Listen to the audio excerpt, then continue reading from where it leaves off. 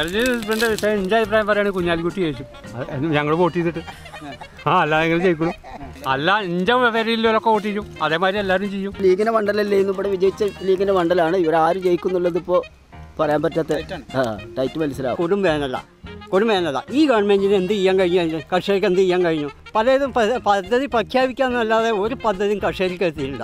അത് വെറുതെ പറയണം. ഏറ്റവും കൂടുതൽ LDF ഗവൺമെൻറ്റാണ് കർഷകർക്ക് കാര്യമായിട്ടുള്ള നേട്ടങ്ങൾ ചെയ്തത്.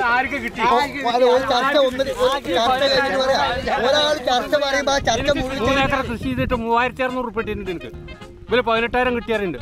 വോട്ട് പിടിച്ചാൽ മതി പറയല്. എന്താണ് ഇവിടെ കിട്ടിയത്? ഞാൻ ഇപ്പോൾ ഏക്കർ കണക്കിന് ഞങ്ങളിവിടെ നെൽകൃഷി ചെയ്തതാണ്. ഇവിടെ പൂട്ടുകൂലി, ട്രാക്ടർ കൂലി അടക്കം മറ്റുള്ള അങ്ങനെ പല വിഷയങ്ങളും ഇവിടെ വന്നിട്ട് ഈ ഭരിക്കുന്ന ഈ പഞ്ചായത്ത് LDF ആണ് ഇപ്പോൾ ഭരിക്കുന്നത്.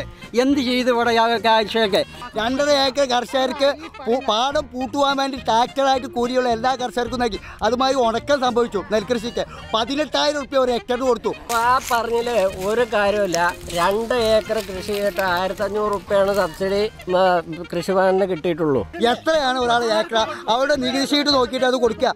അവരൊക്കെ ചുറ്റുപറ്റി നിൽക്കുന്ന ആ കർഷകർക്ക് അവർ കൊടുത്തിട്ടുണ്ടാവും, ആനുകൂല്യം വാങ്ങിച്ചു കൊടുത്തിട്ടുണ്ടാവും. അച്യുതാനന്ദൻ മുഖ്യമന്ത്രിയായിരുന്ന കാലത്ത് കർഷകർക്ക് ഏറ്റവും കൂടുതൽ പക്ഷേ കിട്ടിയിരിക്കുന്നത് ആ കാലഘട്ടത്തിലാണ്. ആദ്യം സമ്മതിക്കും. അച്യുതാനന്ദൻ കിട്ടിയിട്ടുണ്ട് ഞങ്ങൾക്ക്. പിണറായിൻ്റെ കിട്ടിയില്ല. ഈ 3600 ഉറുപ്പിക 2 ഏക്കറിന് 90 സെൻറ്റ് ചെയ്തിട്ട് കിട്ടിയത്. LDF തന്നല്ല എന്ന് പറയാൻ പറ്റില്ല. ഞങ്ങൾക്ക് LDF വെച്ചുമ്പോഴത്തില്ല.